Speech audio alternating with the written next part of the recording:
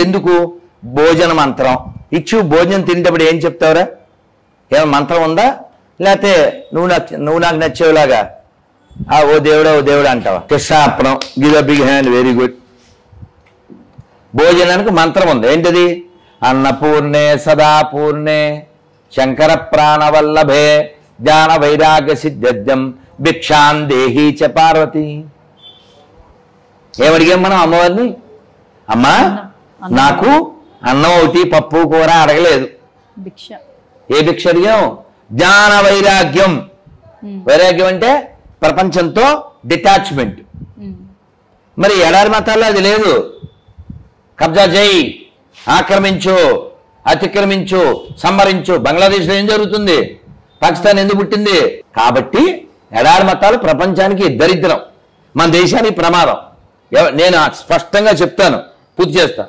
స్పష్టంగా చెప్తాను ఆ మాట వెనక్కి తీసుకోను అన్ని మతాలు సమానం అనేవాడు దరిద్రుడు నపుంసకుడు నిరూపిస్తే 10 లక్షలు ఇస్తా లేకపోతే చెప్పులు కొనుక్కున్నా అసలు సర్వమత సమ్మేళనం కదా మన ఈ జోక్సే ఆపాలని చెప్పేది మీరు ఇప్పుడు ఉదాహరణకి కళ్యాణ్ కృష్ణ ప్రభాసు సేమ్ హైట్ అన్నారనుకో ఇప్పుడు చిన్నపిల్లలు ఉన్నప్పుడు మనం చిన్నప్పటి నుంచి నువ్వు ముస్లిమ్స్ తో స్నేహం చేయొద్దు క్రిస్టియన్స్ తో స్నేహం చేయొద్దు అని చెప్పలేం కదా చెప్పాలి వాళ్ళు చెప్తున్నారు నువ్వు కాఫీరా వాళ్ళు చెప్తున్నారు నువ్వు పాపివి నువ్వు సైతాన్ కా బచ్చా వాళ్ళు చెప్తున్నారు ఈ దరిద్రమే ఎక్కడ దాకా తీసుకొచ్చింది మరి అది ఇప్పటి వరకు హిందువుల్లో మన పెద్దలు నేర్పలేదు అంటున్నారు కదా అదే కదా చెప్పేది నేర్పాలంటారు ఇప్పుడు చాలా సినిమా వచ్చింది చూసారా మీరు చూడండి చరిత్ర కదా అది శివాజీ కొడుకు సంభాజీ వాడు ఔరంగజేబు అనేవాడు 39 రోజులు హింసించి ఆయన తోలు కూడా ఒలిచి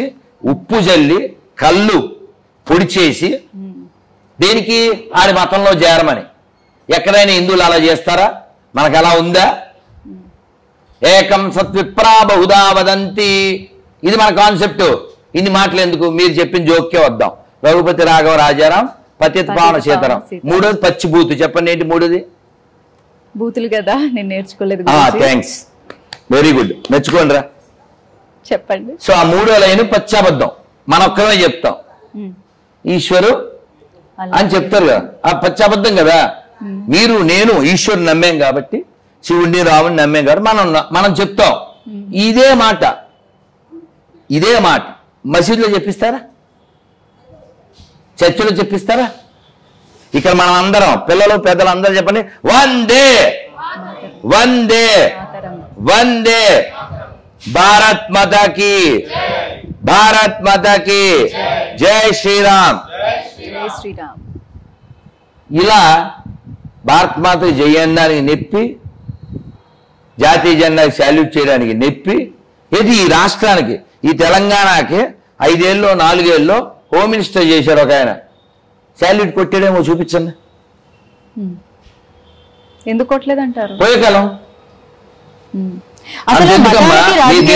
సంబంధం ఉందా అమ్మా మతాలకి రాజకీయాలకి మధ్య సంబంధం ఉందా ఇక్కడ రాజకీయం టాపిక్ కాదు దేశం టాపిక్ కి రాజకీయం సంబంధం ఒక పొలిటీషియన్ సెల్యూట్ చేయలేదని ఎవరికి చేయలేదు జాతీయ జెండా దానికి రాజకీయం సిగ్గులేని మాట దేశ జెండాకి ఎవడైనా సాల్యూట్ చేయాలి కదా వాడు ఎవడైతే ఏంటి గొట్టం వాడు చీఫ్ మినిస్టర్ అయితే ఏంటి హోమ్ మినిస్టర్ అయితే ఏంటి కార్పొరేటర్ అయితే ఏంటి common man all has to salute to the national flag కదా ఆడు ఎవడైతే ఏంటి ఆడు ఏ పార్టీ అయితే ఏంటి అవునా కదా రాజకీయం టాపిక్ ఎక్కడ ఉంది ఇక్కడ నేను అడుగుతున్నా అది బుద్ధి లేని మాట అంటున్నా అది బుద్ధి లేని మాట అంటున్నా కాదు గురుజీ జాతీయతకి రాజకీయం సంబంధం లేదు ఇప్పుడు ఏంటి టాపిక్ అది రిలేటెడ్ కాదు అంటున్నా మీరు అడగడానికి అది రిలేటెడ్ కాదు మీరు చెప్పండి యాజ్ ఏ ఇండియన్ సిటిజన్ జాతీయ జెండా సాల్యూట్ చేయకపోతే ఆడు దేశద్రోహ కాదా ఆ దరిద్రుడికి మళ్ళీ పదం ఏంటి వాడిని వ్యతిరేకించాలా వద్దా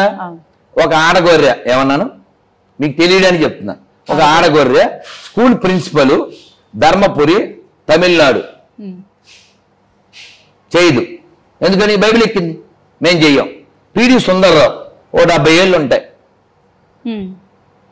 పాస్టర్ విశాఖపట్నం 3 రంగులు ఓ కర్రపుల్ల ఓ గొడ్డ ముక్క దానికి శాల్యూట్ అంటాడు వాడికి ఎవరికి ఇచ్చారు పనికిమాల బైబిలేగా, అందుకని వ్యతిరేకిస్తా. మనం అందరం చెప్తాం అల్లూరి సీతారామరాజు హీరో, భగత్ సింగ్ హీరో. కానీ జాన్ బాబు అనే పాస్టర్ పాప ఏం చెప్తాడు? మీ తాత, మా తాత, గాంధీ తాత, సుభాష్ చంద్రబోస్ ఎవరైనా సరే మా ఓన్ నమ్మకపోతే నరకం. ముష్టిమతం కదా అది. అమ్మ ఇప్పుడు నేను వచ్చానమ్మా, మీరు ఏదో ఆవిడ మీరు పిల్లలు దండం పెట్టారు, నేను అడిగానా? స్వామి ఒకసారి మీ మీద మాకున్న గౌరవం కదా, అడుగుతారా ఎవరేంటి? అడగరు కాదుగా. ఇప్పుడు నేను ఇలా కాళ్ళు ఎట్టి అందరూ కాళ్ళకి దండం పెట్టకపోతే నా నాశనం అయిపోతా అంటే దాన్ని ఏమంటారమ్మా? సైకోయిజమేనా? అవునా? మరి వాడు గాడ్ ఎలా అవుతాడమ్మా? నాకు మీ అంత మీరెవరో నాకు తెలియదా? గురూజీ ఒక్క మాట అడుగుతున్నాను. అంటే చాలా మంది మంచి పనులతో పాపులర్ అవ్వాలి అనుకుంటారు. కొంతమంది ఏంటంటే కాంట్రవర్సీతో ఈజీగా చెడు అనేది, కాంట్రవర్సీ అనేది ప్రజల్లోకి వెళుతుంది కాబట్టి అలా పాపులర్ అవ్వాలి అనుకుంటున్నారు. అయితే రెండో దారి మీరు ఎంచుకున్నారు అని చాలా మంది అంటున్నారు. మీ అభిప్రాయం? నేను నిజం చెప్తున్నాను, అది దరిద్రులు అంటాను నేను. మళ్ళీ ఈ మాట వెనక్కి తీసుకోవడం అంటాను. పాపులర్ ఏంటి? పాపిస్ట్ గారు అర్థం చేసుకోండి.